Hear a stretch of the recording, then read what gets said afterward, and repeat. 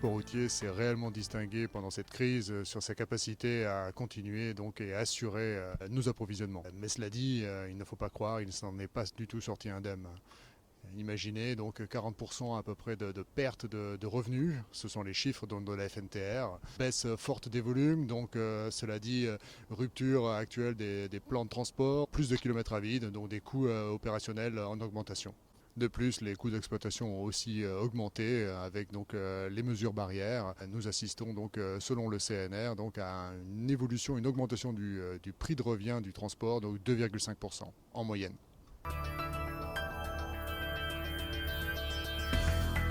La stagnation des prix que nous avons observée début mars, enfin en tout cas pendant le confinement, au début du confinement, est une sorte de stagnation en trompe-l'œil, hein. On assiste aujourd'hui donc à une baisse des prix, cette baisse est continue depuis avril, en mai, et on ne voit rien qui puisse donc faire fléchir donc, cette baisse.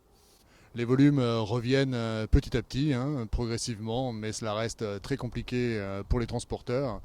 Et je crains que ce soit même fatal pour certains d'entre eux si l'État ne leur vient pas en aide.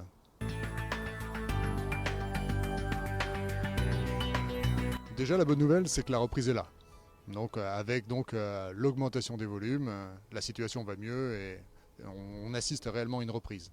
Malheureusement, donc, le type de scénario que l'on peut entrevoir dès aujourd'hui donc, est une sorte de scénario donc, en stop and go. En Allemagne, par exemple, est un pays qui a largement déconfiné, donc vient de reconfiner en Westphalie 600 000 personnes. C'est un problème également donc, à Lisbonne, c'est un problème en Chine. Regardez aux États-Unis ce qui se passe avec les quatorzaines entre États, il n'y a plus de liberté de circulation. Donc lorsque vous êtes une entreprise, que vos clients ou vos fournisseurs se trouvent dans ces régions, vous allez devoir donc vous adapter, changer vos organisations et le transport donc ces derniers mois a largement prouvé qu'il en était tout à fait capable.